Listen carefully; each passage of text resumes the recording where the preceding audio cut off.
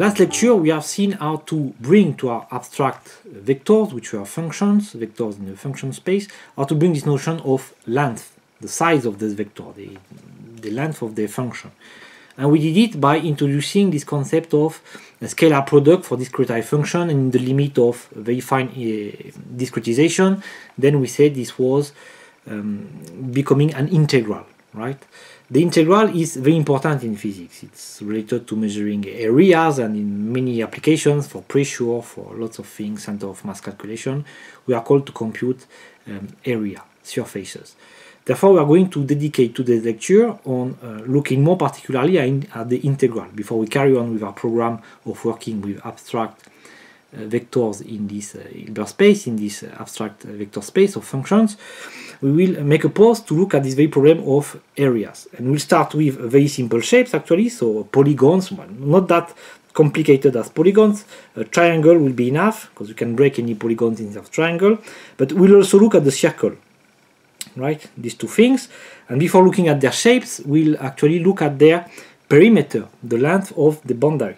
So for a triangle which has sides of length A, B, and C, then the perimeter, which I will call 2S, we will see the reason why for the 2 in a little while, is simply the sum of it. Yeah? If I want to go from this point back and forth, coming back on my footsteps, I will return when I've described this length of A plus B plus C, precisely because it's made of straight line. For the circle, it looks much more complicated, but it's actually even simpler because it's a definition. Or said otherwise, or equivalently, it's so complicated that we cannot solve it per se, we have to define the result. So for the circle of unit radius, here, we define, that's really definition, the circumference, that's the name for the perimeter of the circle, the circumference is defined as 2 pi. That defines this quantity pi. Which properties were later investigated or discovered, it's an irrational number, this kind of things, right? Pi is irrational, which is something we would write like this now. And why this is a definition? Because if we want now the circumference of a general circle of radius r, not 1 but radius r, then we look at this property, we use this property of similarity of geometrical shape, which means that if we would zoom like this, you see I'm zooming now my circle, okay, and you can convince yourself, it's a bit of subtle an argument, it will require you to think about it, but that the distance on the circle, the circumference, the perimeter, the distance it will take you to walk around, scales linearly with the radius. Yeah, which means that now if I halve these things, yeah, I halve the radius, then the circumference has also been halved. If I scale it by 3 times, then the circumference scale. That's called self-similarity, right? It's the same for the triangle, by the way. Yeah, we would say like this, that this triangle, these two triangles are similar. Yeah, the one is the rescale version of the other. So everything is scaled linearly, both the radius and the circumference. As the result of which, the perimeter, the circumference of a circle, by this similarity property, is scaling linearly. So the perimeter becomes 2 pi r. So we only have this definition pi and then this assertion of similarity. So think about it, the similarity of the Euclidean space of geometrical shape is an important property and is at the heart of this property for the circle. But let's come at what interests us more particularly, which is the area. So the area of the triangle is actually a pretty simple business. I will make a copy of my triangle there so that we can play with it. What we can do is turn it into a parallelogram first. So we are going to, maybe in a different color, different shades of blue, we are going to make a copy like this. So I just copied this first triangle here into my second triangle. This light blue and dark blue triangles are the same object. I just swapped the other one. And then we can do still another thing to turn this parallelogram into a square. It's to cut it like this. Yeah? So I take now the perpendicular. And this triangle I copy there. Copy like this, and I'm looking, so still I need a fourth color, which will be the green. I'm looking at this object. This is a square by definition because we've got perpendiculars everywhere. this is a square which has a base B, a length B here. This distance is also B, because as you can see I have copied this bit here, so this bit and this bit being B, then that gives us this other bit, so that's length B. And the height, like this, is not something which appears right away in the triangle, so we have to introduce it, still another color, we call it the base, H. So we could call it HB because that's the base which is associated to this side of the triangle B. Therefore, it's clear that the area of our triangle is the base times the height of the triangle, divided by 2, because don't forget that we have put there half of the shape has been added so that it becomes simple, right? So half of this thing gives us the triangle. Very simple, right? Even though it requires a bit of rearranging. I mean, if you draw it more carefully, more precisely, you should convince yourself that this is the case. So it's interesting that such a simple thing as the perimeter we get by simply adding the sides, but the area requires to introduce an auxiliary quantity, the basis. Actually, there is a formula which is called the Heron formula that gives you the area of the triangle. It's I believe it's something like this. This is the semi-perimeter, so that's why I had the 2s here, because we use often the semi-perimeter or half the perimeter, a plus b plus c divided by 2, and then we have to make this product. This is one of the many versions of the Heron's theorem that gives you the area of the triangle. It's much less easy to work with, but at least you get the answer directly in terms of the size of your triangle.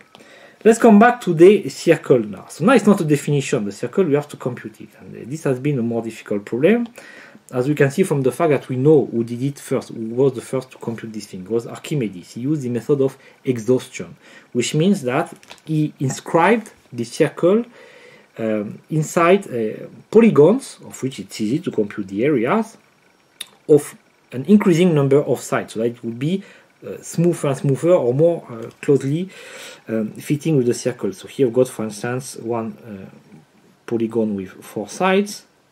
So that's an isocele that is inside. So the area of our circle is less than this one, is more than this one, sorry, and is less than this one. So it's included. So let's try to draw it a bit more accurately. It's in between these two guys, right? And if you want a better estimate, then you just put more numbers. So I will give you a quick sketch of the proof of Archimedes, how you obtain the area of the circle, so that you know where it's coming from. We will need to do it for both polygons outside and inside, and show that they converge, they tend to the same result, which is the area of the circle. What I will do is just to look at the outer one. So I will make something like this. I will, let's say, by pi over 6, that would be big enough polygon for my drawing, certainly. So I've got one point there as well, a point here. Okay, so that's 0.6 division, and I will take these guys like this, polygon that are built in this way. Okay, so I'm doing the drawing. First I'm looking at the tangent of the circle at this point that are intercepted, and then I will build the polygon and we will see what we can do with it. Okay, so the polygon is like this. Yes, so we would have, I think I can even do this, we'd have to remove what, oops, big one, let's take a smaller one like this. We can trim and then we can reconstruct our polygons. Yeah, for the intersect. So you would agree that this polygon, its area starts to be quite accurate and resembles or converges towards the area of the circle, right? Okay. So now, what can we do with these polygons? Actually, we can break them, as I said before, we can break them in triangle. I will do this in orange. So we've got one triangle there, that's this one. We've got another triangle there, another triangle there, and let's look at one of these triangles, right? So the area of this triangle here is given by the base of the triangle, which here we call HB. It's actually the radius of our circle. So that's R times, that's the height of the circle. So the base is this distance, so we call there. So the height of the circle is the radius, and the base, so the length of the circle, we'll have to compute. So I will call it B for now. Okay, the point is that I need to do this for all these triangles. So we've got one triangle here, we've got another triangle here with a different color. This one we don't see very well, but we've got another triangle there until we go all around. Okay, it's kind of a simple argument.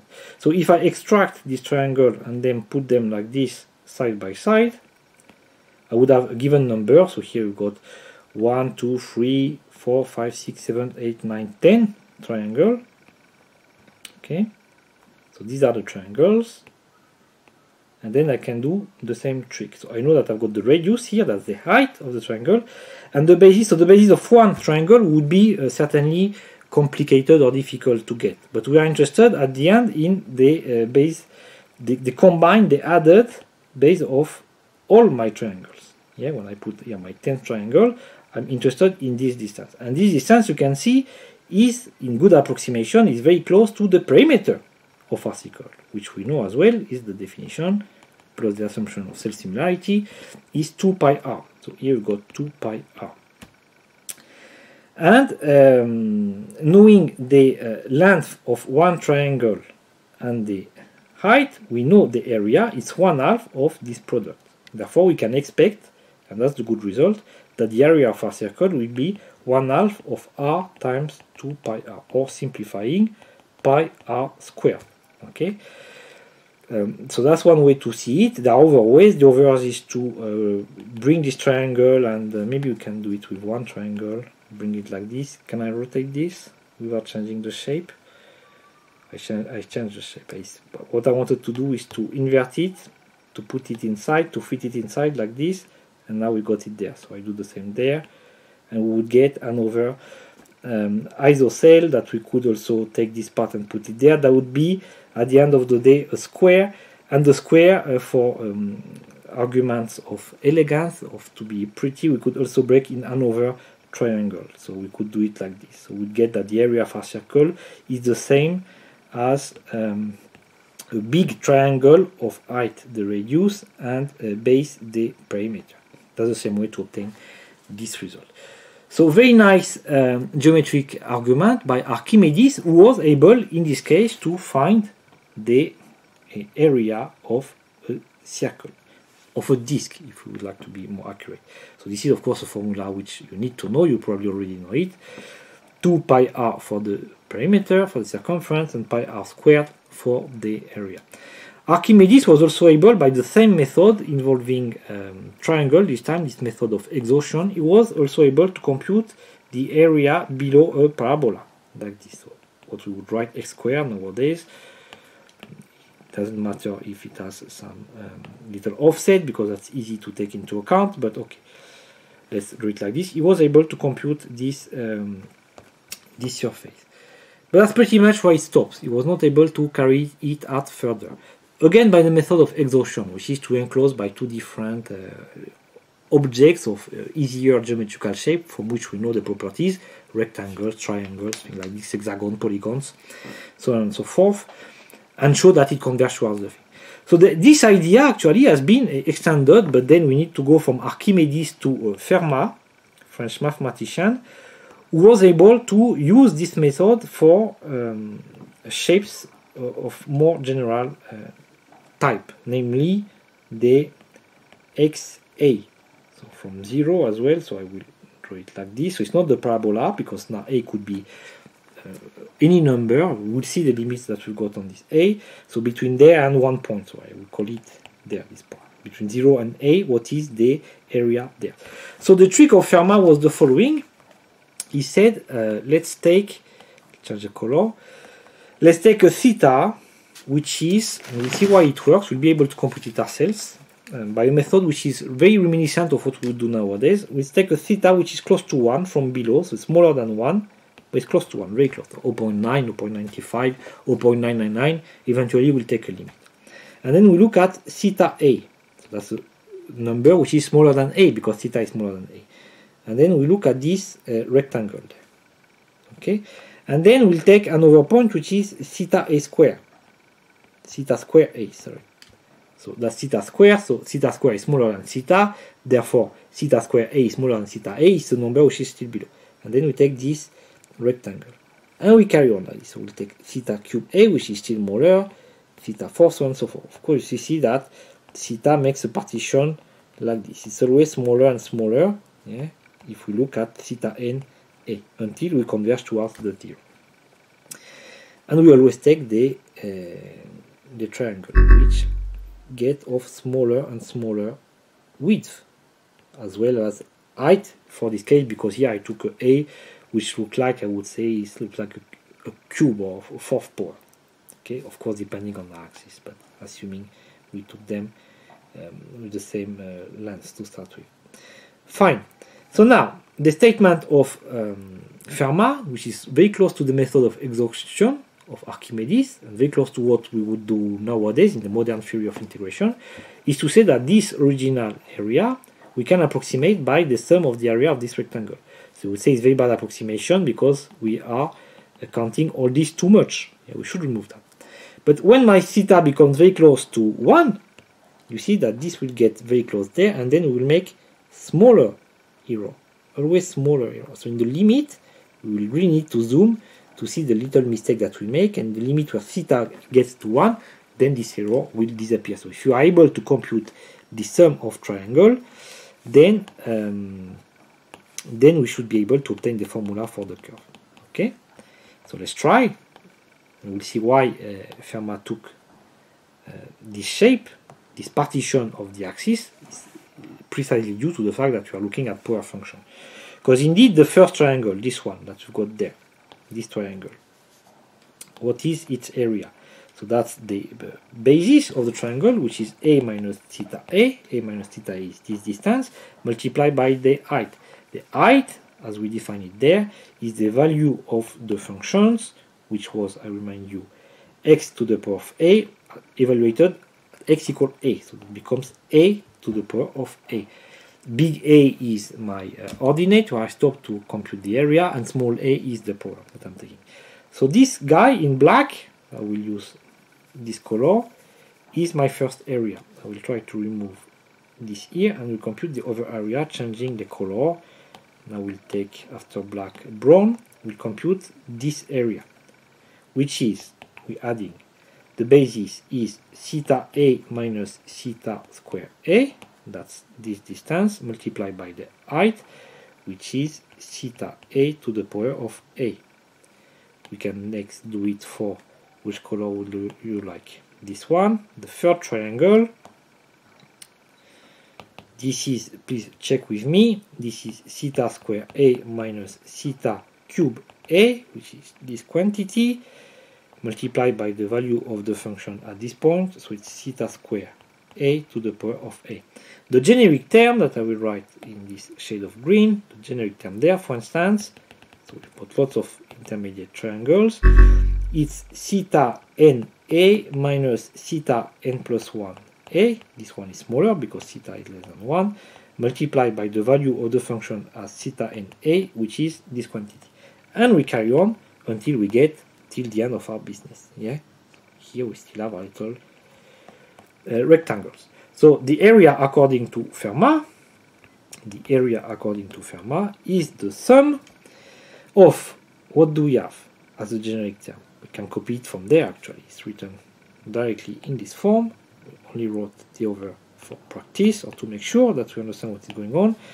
Let's remove what we don't need, which is the little arrow. So n will start from 0, because at 0 we've got indeed, let's check, theta 0 is 1 times a minus theta 1, which is theta a, and then here we've got theta 0 a. It's working. So indeed the first term is 0, and we'll have to go to infinity. So remember, going to infinity, it means that we'll take the limit of the sum that stops at a given m, for instance. When m goes to infinity, by adding more and more of the little triangles, we will get the area. Also in the limit where theta goes to 0. So we have a double limit there. We will need to take at the end the limit when theta goes to 0. To 1, sorry, to 1. Okay. I wonder if we need the, yeah, we need to take two limits. So that's the area. Let's try to compute to simplify what we get there. There is a lot of simplification. We can factorize a and theta n. Actually, we are left in this case by 1 minus theta. Here we had theta a n, and we've got a. The sum is over n, right? So everything that doesn't depend on n explicitly, we can bring outside of the sum. Okay, so I will do that. We can get the a outside of the sum. We can get the 1 minus theta, doesn't depend on this, and this one we can get outside of the sum. So here I can also bring these guys together. That's a plus 1, and in the sum we are left with, well, precisely what is written there. It's very nice to do it like this, which we can also bring together. So that's theta n a plus 1, n a plus 1. So let's remove. I need to put the n, but it's just as good that I need to put the n, because certainly this n that is there, I can also write it like this, meaning that this becomes an exponent, if you want, to this expression. It was a product before, but it's an exponent. Yeah, you remember that a, b, c is a, b, c. So now it's an exponent. So why I put it as an exponent? Because, and that was the point of Fermat, we have seen several times already, we know how to compute this series. This is the so-called geometric series. It's an infinite series, but we are adding this term. So remember how we did it. We look at the finite term, and we've seen that the finite term in this expression was going to 0. So we find this important result, that the sum of Qn is 1 divided by 1 minus Q. An important series, I told you, you will find it, you will meet it often. So before looking at when we can apply it, the radius of convergence is when Q is smaller than 1. Diverge at 1, and then you will see when you look in more detail next year at the summation of series that the so-called radius of convergence, it has to be symmetric. So even there's nothing weird happening on the left, it requires this. So we look at that later. For now, we will just carry on with this calculation. So we've got our prefactor, which is like this, 1 minus theta, and then becomes 1 divided by 1 minus theta a plus 1, right? That's using this formula. So now we took the limit of the sum. Now we need to take the limit, remember, of theta is equal to 1. Let me remove this 1, multiply by 1, we don't do that. So when theta goes to 1, what do we have? We get 0 divided by 0. That's indeterminate, but this we can solve by L'Hopital rule. So I will apply L'Hopital rule and differentiate numerator and denominator. This is a constant. I've got minus 1 by the derivative of this term. And in the denominator, I've got the derivative of this is a plus 1 theta a and also a minus. Now I'm looking at the derivative of this term.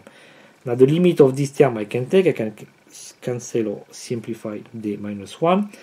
In the limit where theta goes to 1, theta a goes to 1 as well, so we are left with this expression. And that's the result. That's the result that I will write like this, as found by Fermat. The area of the power function between 0 and big A is big A plus 1, small a being the power of our function, divided by a plus 1. No need of parentheses. So it's a nice result. We can put it in a red box.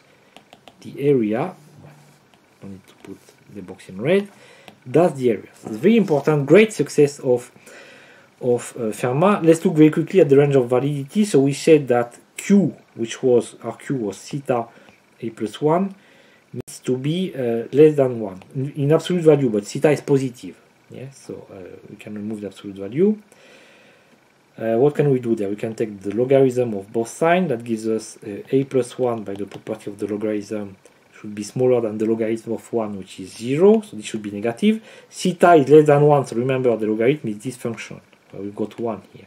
So if theta is less than 1, the logarithm is negative, which means that a plus 1 should be positive. Yeah? So what we need is that a should be bigger than a minus 1. So that's the validity for our formula. We can compute the area of the power function xa, provided that a is larger than minus 1. That's interesting because we can compute things like this. So I say that this looks like x cubed, but we could look like something like x, I don't know, 1/2, for instance, which is like this, like square root. So it's in the curvature in the other sense, but also function like this, minus 1/2, yeah, because minus 1/2 is larger than minus 1. We've got minus 1 here, we've got minus 1/2 here. Yeah, so this number is higher, larger than this one. So we can compute for this quantity, which is 1 over square root of x. And this one is interesting because it diverges, right, at 0. If I draw this function, that's here, that's, okay, so we've got a, so there's a cutoff there. Here we've got a divergence. If we get closer to 0, it becomes larger and larger. It goes to infinity. But still we can compute, we have a finite area. Why do we have a finite area? Because when we look at this triangle gets smaller. So we should look at them here. Let me zoom. Take a different color. This triangle gets in size, they get narrower than they get tall. Yeah, so that would be this triangle there. If I take the next one, is taller, okay, because the function diverges, but it is also narrower because of this theta shortening of narrowing of the width of our triangle. Therefore, this area overall is becoming smaller and smaller. Even though we are touching some infinity, we are covering it by rectangles whose area is getting smaller than the sum increase or growth. We are familiar already, we've seen many times how to make an infinite series. As long as the bit that we keep adding gets small fast enough, yeah, they are touching the smaller and smaller digits of our decimal representation, then it's fine, we get a finite result. This is not surprising anymore. So that's what we are doing there. So we can actually, by this method of Fermat, it's a very beautiful one, we can integrate even function that diverges. It breaks if a is equal to minus 1. That's the breaking point. So what happens there? It happens something very interesting. We've got this case. I will make another drawing. Here we'll get the case where our function is nicely symmetric. It's a beautiful 1 over x function. Yeah, so it is such, this function, that our narrowing will actually be the same. The functions will increase, the rectangle will increase the same that our rectangle narrows. So it's very difficult to draw, but I think you get the idea. The area of all these triangles actually is the same. So what we will get is 1 plus 1 plus 1 plus 1. This type of divergence. It's a very famous type of divergence. We call that logarithmic divergence. We'll see why a little bit more later. So far I gave you a good way to look at very important shapes, all the power functions, the circle and triangles. There is a way to make it completely general. The idea comes from Leibniz, actually comes from Cauchy, and it was formalized by Riemann. I'll tell you why I had Leibniz in the back of my mind. Riemann is the one who formalized it. It's basically the same idea, it's even simpler. What he's saying, Riemann, is that we can compute this area of the functions by looking at the sum, and that brings us to our scalar product of last lecture. So between 2 points of our functions, draw the function there, okay, between points say a and b. Okay, we discretize this function like we did last time. So it's a plus k is our dummy index here. Some width of the interval, which could be the same, constant interval, so much simpler than Fermat. It doesn't have to be, a Riemann sum can be defined over different things, but they're called Darboux sum, I believe, but we don't need to enter into this detail. So let's take a discretization into n intervals like this. So each one of them has the same side, which is b minus a divided by n. And we've got, therefore you see that what we get each term here is the height of the function, is the function evaluated at here. What is doing this thing inside is to look, to visit, to describe each point of our little grid in terms. We are looking at the value of the function there, and then we multiply by this interval to get an area, just like we did with the Fermat case, yeah? To get a little rectangle like this.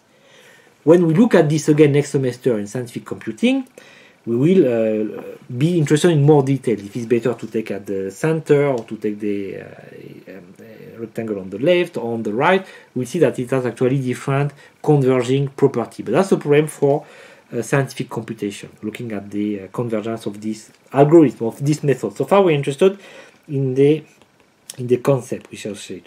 So the height of our function and the width of our rectangle.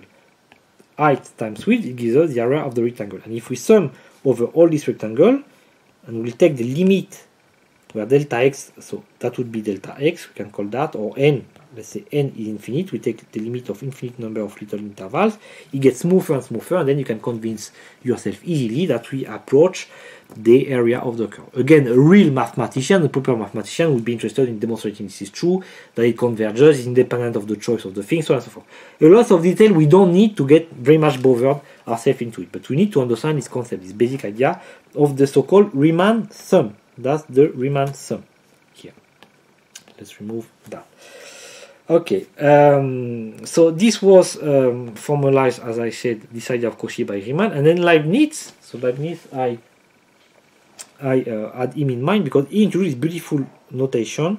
So it's kind of a stylized S for sum, the integral sign between a and b, which are the boundary of our integration, and here you put the function. So you see that this a plus k b minus a n, in the limit where n goes to infinity, we'd like to call that, well, by definition, a continuous variable x, because the grid is becoming finer and finer, and this b minus I over n, actually we'd like to call this a delta x. Okay, so what we get here is f of x delta x. It's a sum of f of x delta x of this little rectangle.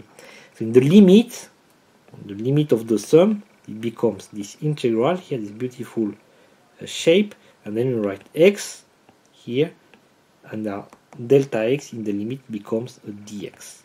So dx, it has a special meaning, we call that an infinitesimal. We've seen it a bit already to some extent, just to say that now we are making a sum over things that are getting vanishingly small. Okay, so that's an exact result of which we took the limit. And then we could compute using tricks or finding like Fermat, or in one way or the other, we could compute integrals of various shapes in this way, or various functions, right? But actually it's kind of difficult to find integrals, especially using these Riemann sums. They are very useful for scientific calculation, for scientific computing, to put in the computer to program. But for formal, exact mathematical pen and paper calculation, or pen and tablet calculation, it's not so straightforward. But this is very important, very beautiful result there that we are going to motivate now, that makes a link between the integral and something much simpler, which we have already seen. So to do that, let's look at the difference of two of these Riemann sum. So I'll give them a name actually. I'll remove the limit there, and this guy here I will call Sn. S for the sum. So this one is not an integral, it's really the S of summation. And this is the integral sign. Let me put you on the screen here the S and the integral signs. You can see how they look like when they are typeset properly. And we are going to look at the difference of two successive such sum. S of n minus S of n minus 1. So what we are doing is the sum of all these triangles, minus the sum of all triangles again, but leaving the last one. The last triangle is not removed. So what we get is the last triangle, which is therefore it's f of a plus, if I would take n, I would be at the end. So instead of n, let me take k to make it more general. K. So now I'm looking here, making all the sums there, minus here, minus all the sum there. So I will get this element, right? So this would be f plus k delta x. I don't need to write everything again. And then I've got delta x. This delta x I will put on the other side, okay? And now we'll get the limit of this thing. This sk, actually, we can also, because it's an important thing, this intermediate sum that stops somewhere, that's n here. Let me write it again. There, I will write sk. So I need to introduce various dummy index, because I got the k here. So that's the k that was associated with the function. I will call this one kx. Therefore, we got kx delta x times delta x, and I will stop at ky. Okay, because like this I can attribute this index here, and this other one, this kx, is the dummy index that will disappear in the sum. But this one will give us like the variable of a function. In the limit, when we take the limit, this will tend to something that I will call big F of y, where y is the limit of a plus ky delta x, following this definition that you get there, and given that our y here that comes from this discrete variable will appear inside the sum, and it's a limit, so it will become, we could write it like this, it will be the integral there, the integral of our function. So that would be fx, sorry, because it's kx, so that's fx dx between the initial point, so that was starting at 0. When we are at 0, our x is a, and I will stop at y here. Yeah? When kx is equal to ky, we've got, by what I just removed, we've got y. Okay, so that's our definition of this function, which also has a name. We call that the cumulative function. It's the integral where the variable is the upper boundary. Yeah, we are integrating, we are looking at the area, or the area increase as I take more and more surface. It can decrease if the function goes negative, of course, because then our triangle goes in another sense, and when you add the negative number, you remember that we subtract this number. That was our first lecture. So let's come back to our business here of looking at this difference.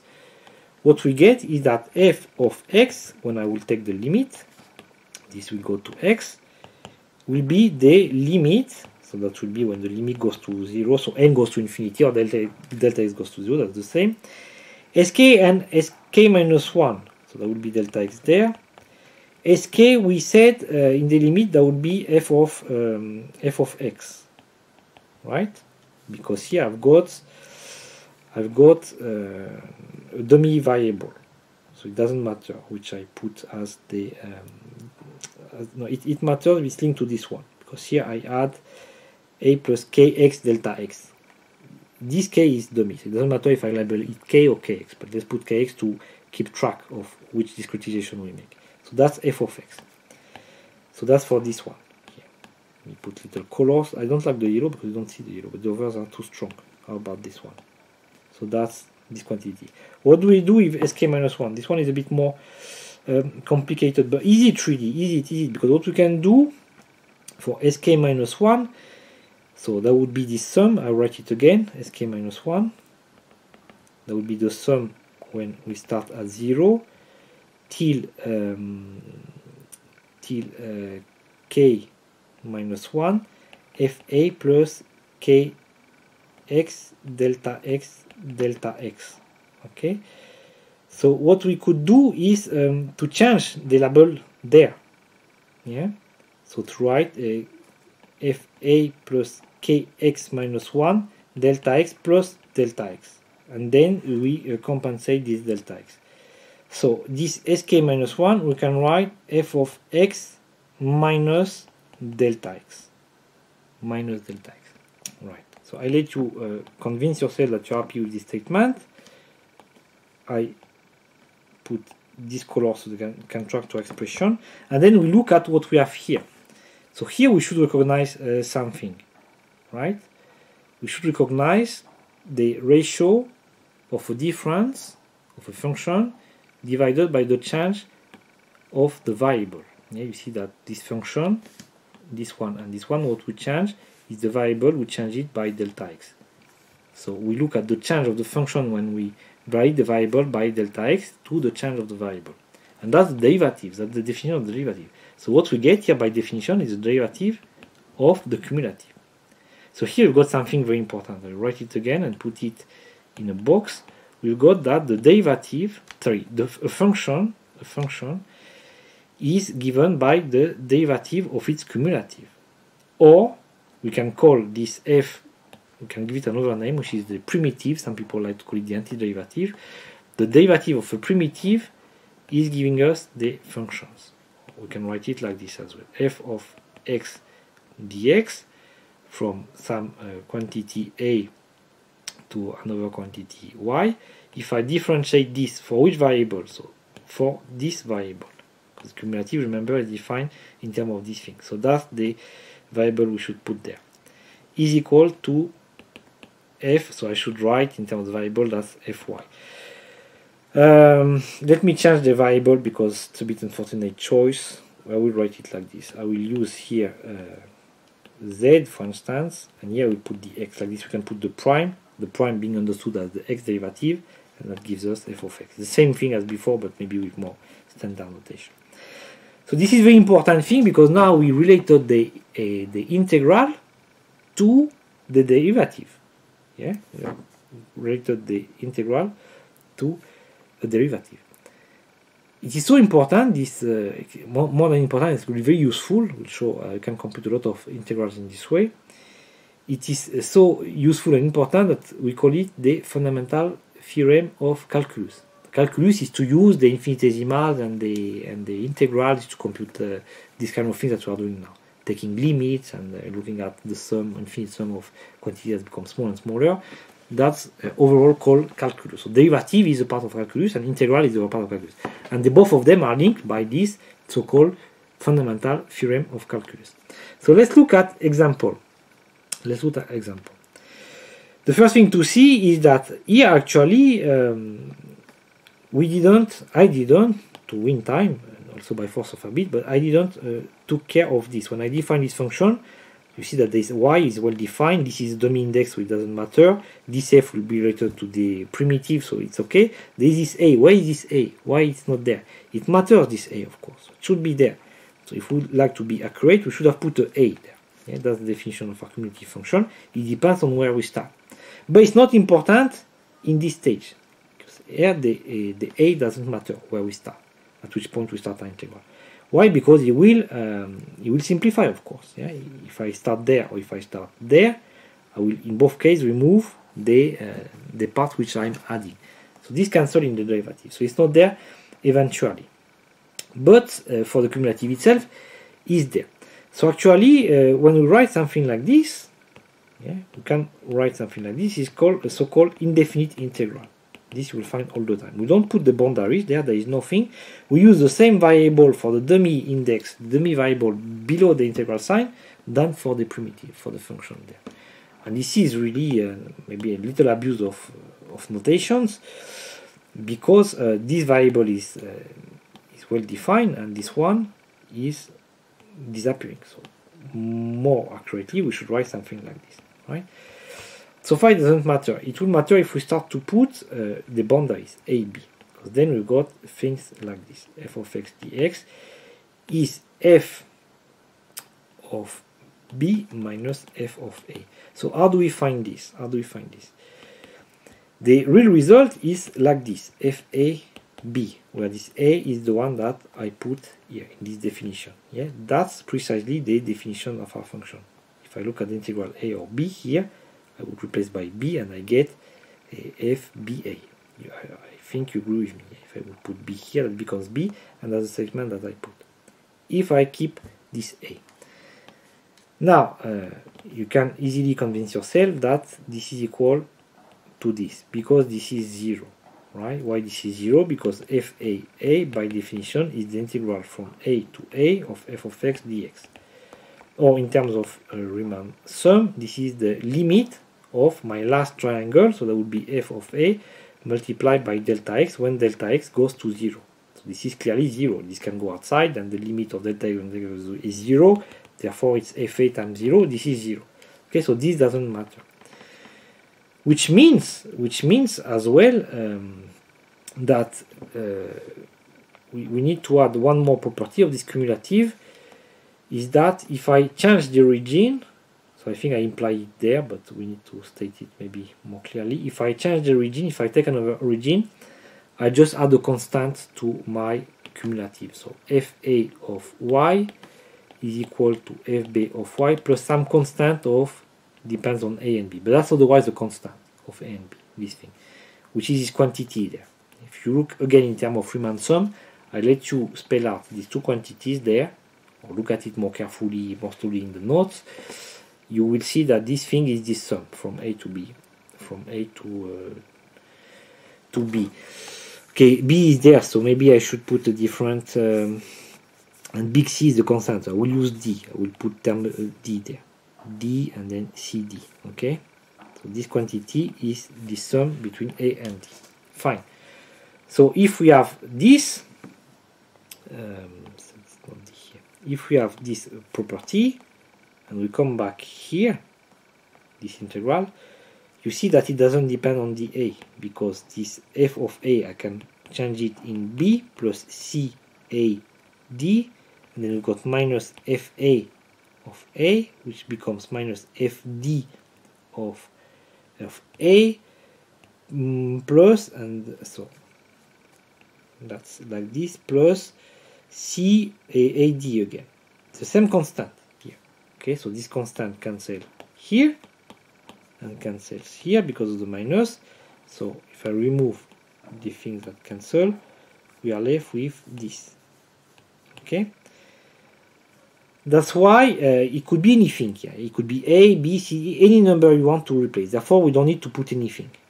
That's why I didn't put it at the beginning, because it's cumulative. The starting point is irrelevant. It's just a constant. It just adds a constant, an overall constant that in most cases cancel. When we compute primitive, we see that this constant, we know we should remember it's there. Sometimes it plays a role, but we can keep it in the back of our mind.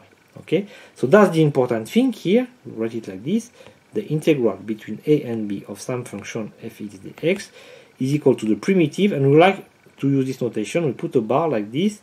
This bar means f of b minus f of a. Okay, but this primitive here doesn't keep any track of where it started. We don't care, because it doesn't matter. It cancels in the difference. So this is very important, I was telling you, because computing integral is difficult. To make this sum of series, unless you are very clever or you know a trick like Fermat, it's difficult to compute like this. Computer can do it, no problem, but for us it's difficult, using exact closed form approximation. But because of this link with the derivative, now we can compute a lot of integral, just by reversing the process. Yeah, let's look, for instance, the derivative of xn. This we've seen many times, is xn minus 1. So what does it tell us? It tells us that the integral of xn dx is the quantity that if I take the derivative, it will give me xn. Which quantity, if I take the derivative, give me xn? It's obviously xn plus 1. If you want, I can do it the other way around. I can divide here by n, and I've got n minus 1. So we can integrate this thing. Yeah, the integral of xn minus 1 is xn divided by n. If I differentiate this, I will get xn minus 1. I can check it. Yeah, this n will go down, cancel the n, and we lower the degree, we got xn minus 1. Or if we don't want it in terms of n minus 1, well, we can differentiate xn plus 1. It's the same thing. Yeah, we got n plus 1 xn. We put this on the other side. Therefore, we got our result that the integral of xn is 1n plus 1 xn plus 1. Very important formula, which also you need to know. Again, you need to know it hard, mechanically, but you should, more importantly, know where it comes from and understand why it's like this. If we put the boundaries in different color, a, b, that becomes a, b, and then you get, so we get, of course, b n plus 1 minus a n plus 1 n plus 1. If a is 0 and b is big A, I can let you check that this is the result we started with from our Fermat calculation. Yeah, this will be somewhere here. You see, we didn't use n, we use small a, but notations are different, but concepts are the same. Same result. So now we recover the result of Fermat. And not between 0 and a given number, between any 2 points. Yeah. Okay. Other functions that we know how to differentiate. So what do we know? We know to differentiate the cosine, for instance. Yeah? Cosine of x, the derivative is minus sine of x, which means that the integral of the cosine of x, it's a very beautiful result, the integral of the cosine is minus sine of x. Because if we differentiate that, we get the cosine. If we differentiate the minus sine, we get the cosine. So the integral of the cosine is plus sine. It's plus sine. It's plus sine, yeah. Because if we differentiate the sine, we get the cosine. And vice versa, the integral of the sine is minus the cosine. Because if we differentiate the cosine, we get minus sine. So minus cosine differentiated is sine. So that's these two integrals, which are also very important. What else we know how to differentiate? The exponential. Yeah. So there, not surprisingly, you will find that the integral of the exponential is the exponential and is the derivative of the exponential. What other functions we know are to differentiate? So we've seen some that are more cryptic, like the arctangent. The arctangent, if you remember, the derivative was 1 plus x squared. So now you know how to integrate 1 plus x squared. This is the arctangent. So here, by the way, you see this fa, yeah, this thing I didn't put. It's there, that's the constant. So here everywhere I should put that this integral is, if I don't put the boundary, I should put the constant. Yeah. Properly, we should say that it's xn plus 1, n plus 1, plus a constant. This constant that we don't keep in the back of our mind, where we don't put it always explicitly. Why? Because the derivative of this, of course, so this derivative gives us the primitive, and this one cancels. Derivative of constant is cancelled. So the same, plus constant, plus constant, plus constant. So not for the derivative, yeah, only for the integral.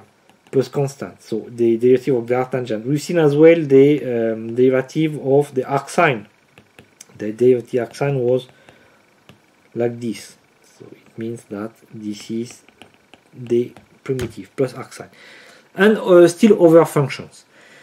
Good. So now you see that this fundamental theorem of calculus is very important because it allows us right away to compute a lot of integrals. And integrals bring them to the size of functions in the vector space, or more conventional, more usual way, to the areas of shapes. Let's look at more generic things now, because I just give you particular cases of functions we knew how to derivate. But that will be a recurrent theme. Every time you find that the derivative of function is something notable, particular, significant, then keep it in mind, because it's something that you might find useful, or you will use to compute the primitive of this function. We've seen this, yeah? We've seen that if f prime is f, we've seen that to differentiate the composite, it was f prime, so that's f, g, g prime. Okay? So the fundamental theorem of calculus gives us that the primitive of this quantity is this, because we get rid of the prime. Okay, so putting variable to this now, called g prime of x dx, let's see, between a and b of the boundary, the integral of this is f of g of x, and there we put the bar, a and b. So this is f of j of b minus f of g of a. And here we've got f of g of x. So g prime of x, we can write it as dg of x dx, right? So this dx, we can put it on the other side. So the g prime of x dx, we can simply write dg of x. And here we still have a and b, because we still have x. We still have x.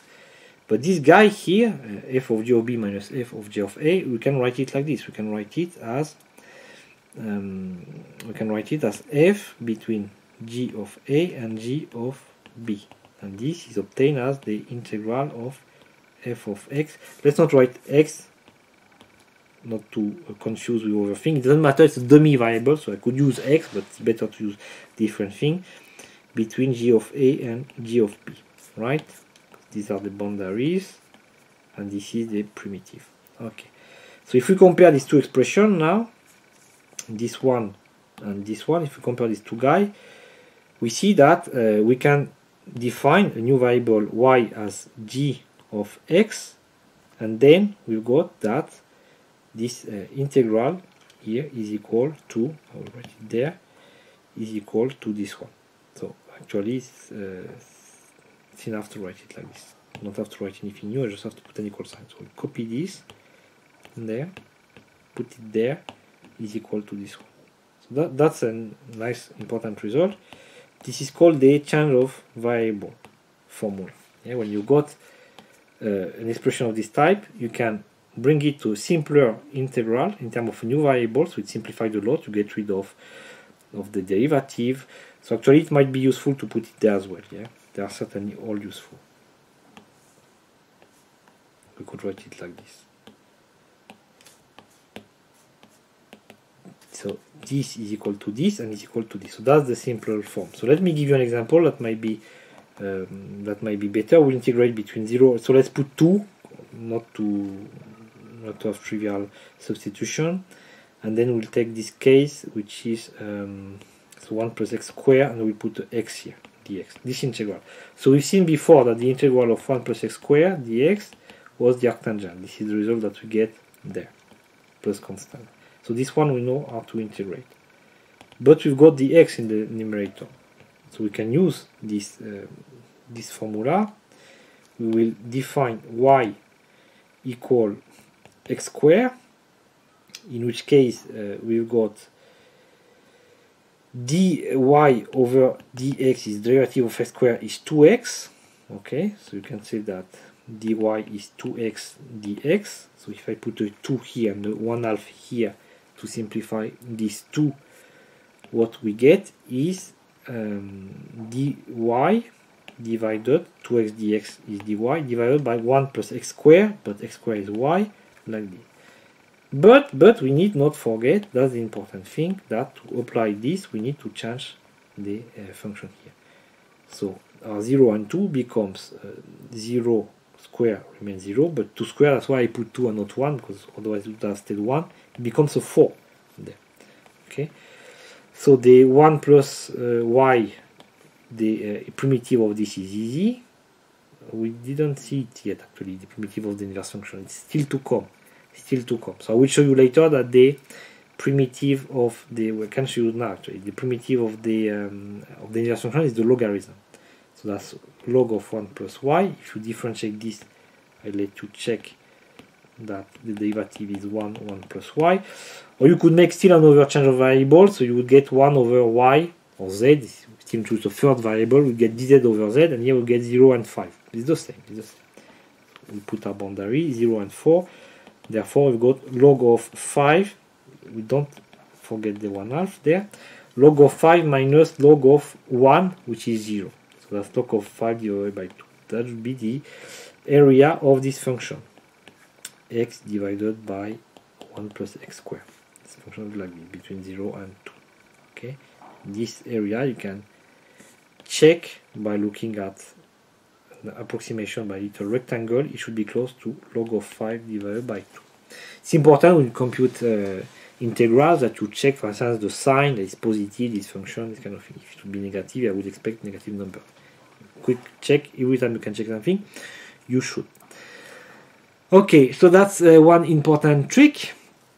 I want to show you the other important trick, which is the is known as the, forgot the name now, by part, integration by part. So it comes always from the fundamental theorem of calculus. It comes from this property. This we've seen is the product rule. Yeah, we've seen that before. The derivative works in this way. So the idea is very simple. It's just to put this on the other side.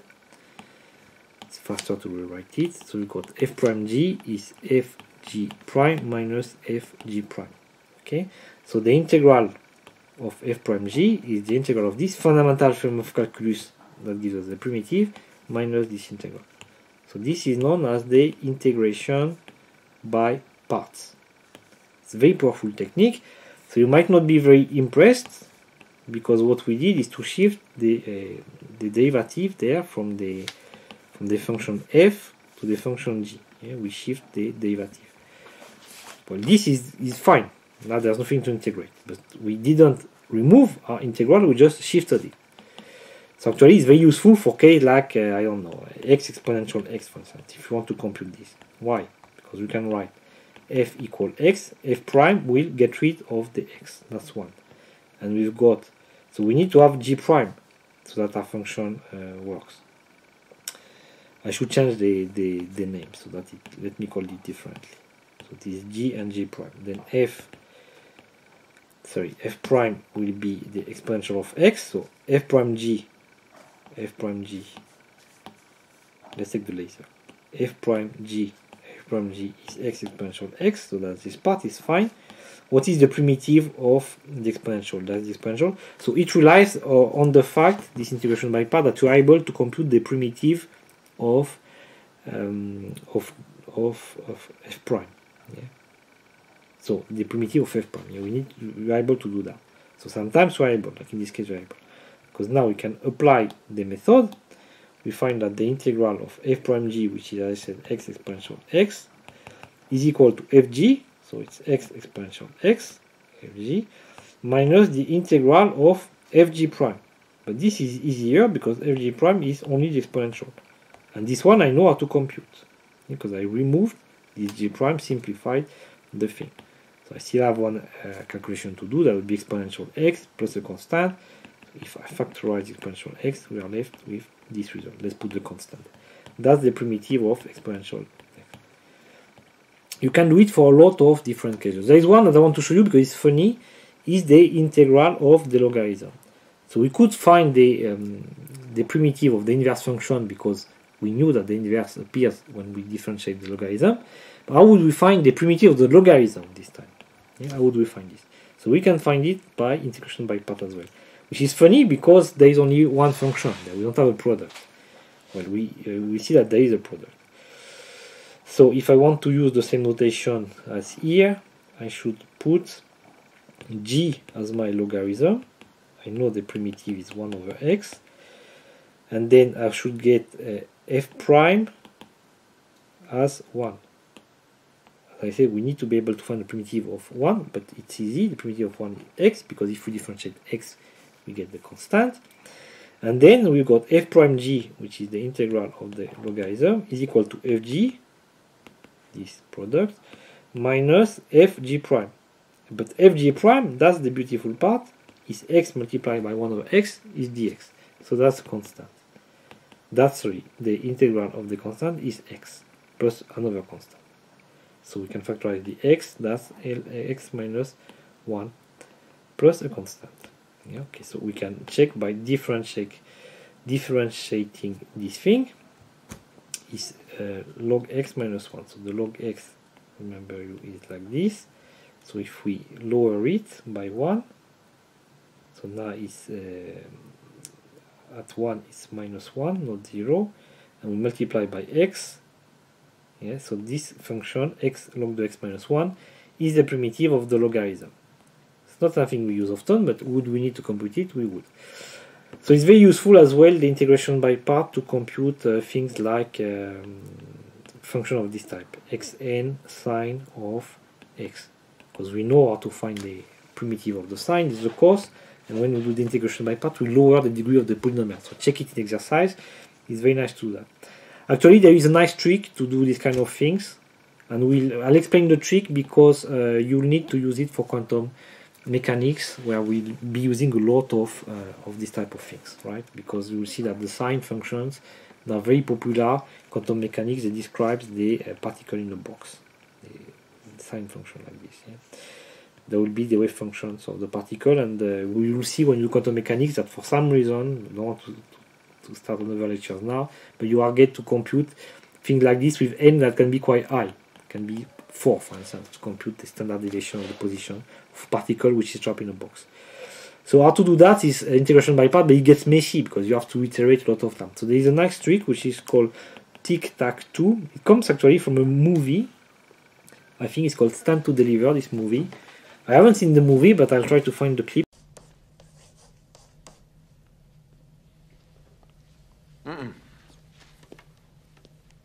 Try the shortcut. This is easy. Baby stuff. We're Boy Scouts. Kimo, my mind don't work this way. Tic-tac-toe. It's a piece of cake upside down. Watch for the green light.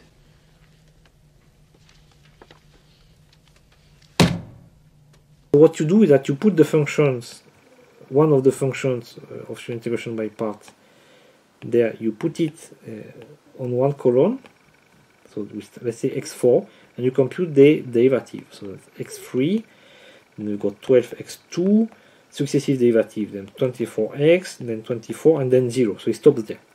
And then you put the other function there, but this time you compute the primitive. So it's not a big deal for the sine, as we said, because we're able to do that forever. So the primitive of the sine is minus the cos. The primitive of the cos is minus the sine. So what we can do is always look at the derivative and to check. Primitive of the minus the sine is cos. the primitive of the cos is sine, and the primitive of the sine is minus the cos. Yeah, I hope I'm not making a mistake. And then in the last column in green, let us say you put plus, minus, plus, minus, plus, minus. As long as you need to go down until you get 0 there. So it works for some particular case, of course. But it's very good for polynomial and function. You can take the primitive forever. And the tic-tac-toe method is the following: that you take still another color and you make diagonal. So it will start like this. So you do something like this. You do tic-tac-toe. And that's the first term of your integral. So your integral of x4 sine x dx is tic-tac-toe. The plus keeps the plus. Then we get, let's take another color. We've got tic-tac-toe. That gives us. I would have to put a plus, but there's minus and minus. So that's tic-tac-toe. Okay, so you get the idea. Yeah, I'll go fast now because you get it. We'll go tic-tac-toe. So you can go very fast. Once you got the trick, that's plus 12x squared cos x minus 24x sine, and then we've got so there is a plus here I need to put below to go with this one, and I don't want to do tic-tac-toe, and I am tic-tac-toe. So we just did this one, which is a 24x sine then, and then you have to do the last one, which is 24 minus and plus. So that's minus 24 cos x with the plus. And then we get 0, and you will get 0 all the time. So that's the result. So you see, we could compute, could actually do it faster. I think in movie they do it very fast because they train to do that. This movie is about people from unprivileged surrounding outperforming the top people. So something we should be interested in. Wolfram. So you see, we could compute this very fast. Yeah. So in quantum mechanics, we put some boundary there, and then you can put the boundary and compute everywhere. And in a very short amount of time, you get your standard deviation of the position of the particle in the box, which would take many pages and pages probably if you would do it the long way. So it's a nice trick to know, at least for quantum mechanics. Maybe for the future you don't need it so much. It's very popular as well for things like function of this type, trigonometric function of this type, sine n, let's say cos m dx, yeah? Because you can differentiate this, take the integral, and then tic-tac-toe all the way through. Okay, so maybe it's worth mentioning as well, I don't know if you have time to do it, but the sine square, because this is an important function, the sine square. Yes, remember the sine is like this, so the sine square is like this. Okay, and it's related to our last lecture actually, where we look at the length from the abstract, from this bracket of the sine function. Yeah, we'll have to compute this. So maybe we should do this one in detail. So let's try to do it. So you got f is sine, g prime is the sine as well, because there is a nice trick. I mean, you would find it by yourself certainly, but f prime is the cos, and the primitive of the sine is minus the cos. Is it correct? It looks like. So then we got the integral of sine square is minus sine cosine minus, so this one is a product. We did like this, so we need to do like this. So this minus becomes a plus, cos square x dx. Good. So that's sine cos. Yeah. So yeah, don't write it very well. That's the product of the sine with the cos. Okay, so we've got the cos. So the trick here is to realize that from Pythagoras, the cos and sine are really related. The square of the cos and sine are related, because cos square plus sine square is equal to 1. So we've got minus sine x cos x plus 1 minus sine square of x dx. The integral is a linear operation, which you can also see from the Riemann sum. Yeah, if you've got two functions here, you can break it like this, so it's linear. Yeah, and if you've got alpha and beta, you can put this outside of the Riemann sum. So the integration is linear. which means that this plus is the integral of dx minus outside of the integral sine square dx.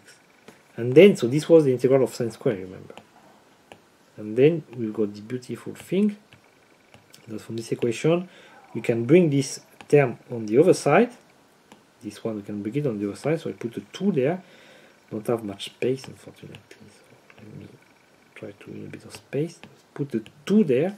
I remove this term there. I can compute the integral. Let me put the minus.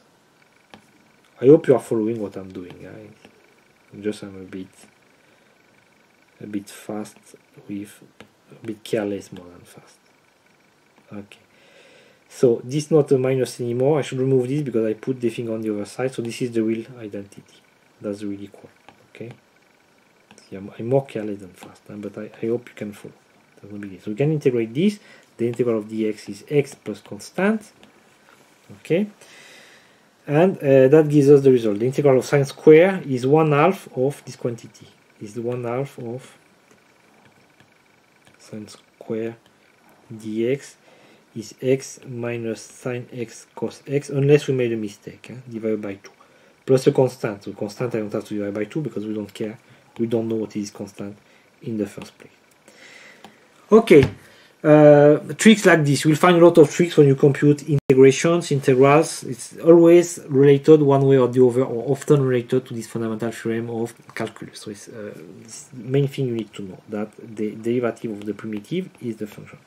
Some people like to see it as the definition of the primitive, but it's not the definition of the primitive. The primitive arises in this context of this cumulative function. Yeah? Is swapping is a function that builds the area. So if you differentiate the area of a function, you get the function itself. That's the fundamental theorem of calculus.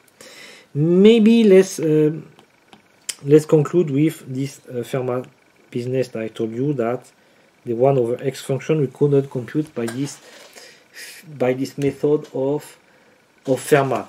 And there is a nice reason why is this logarithmic divergence is because the integral of dx over x precisely is the logarithm. So if we integrate between big A as before and 0, we've got this logarithm of 0. Yeah? And we've got this logarithmic divergence there. So this logarithmic divergence is very nice because you know, certainly, I mean, it's something that we describe in the notes. If you read the notes or read it again now on the inverse function, when you describe the logarithm is a function that has this property, that it transforms a product into a sum. Yeah. And therefore, if you look at the integral between a and b, not between 0 where it diverges, but between a and b, so this area below the inverse function, which is very beautiful shape, very particular. So if we do this, sorry, that's the definition, according to our friend Leibniz. This is log of b minus log of a, the primitive logarithm taken between a and b. But this also, by this property of the logarithm, if I've got a minus there, then it becomes a quotient. This is a minus. So this is log of b divided by a. So I can write it like this. I can multiply both numerator and denominator by alpha. I don't change anything, of course. Alpha cancel. Then I can break it again. It's alpha b minus alpha a, which is the integral between alpha b and alpha a, or the thing. So we've got this beautiful thing that if we scale here these things, so this is alpha a, alpha b. So I stretch by factor alpha my x-axis. The area of the function 1 over x is the same. This area here, this area is the same as this one. This area is the same as this one. Okay? This area, this one is this area. So it's very beautiful, and it shows again what we started with when we defined the area of the circle. We say that is not the area. When we define the perimeter, we explain the perimeter of the circle as 2 pi r. It scales linearly with r because we are stretching the circle. So it's the same here, but with a more interesting stretching. We stretch like this in x and we compress in y. If we do this, then you see that this area transforms into this one. So that's a geometric property of the inverse function. like the circle that is similar when you stretch your Euclidean space like this. When you do this stretching and compression, I wouldn't know how to do it. I mean, maybe I would need to stretch like this with the mouth and pull some. I would need to be an octopus or do it with the feet maybe. Stretch like this and compress like this. And then this area transform like that. So intrinsically, in the shape of the inverse function, we've got this logarithmic, this logarithm property, and it's also translated in something beautiful, which I described in a bit more detail in the notes. Is that when you got this function xa, where a is larger than -1 of Fermat, you can integrate them like this when you touch 0, but you have to. Sorry, we'll do it again. So it do something like this. You can integrate them when you get close to 0, but you have to put a cutoff there. That was the big A of Fermat. If you carry on, actually, you find that this doesn't get small fast enough when you put your sum, your Darboux sum or Riemann sum or Fermat sum, this will diverge. So you have to put the thing. So we can integrate from 0, but not from infinity. For this function of Fermat that have this thing. If you look at the inverse function, inverse in the sense of composition of function, the function that undoes this, it's symmetric. If the function is converging like this, then it diverges like this.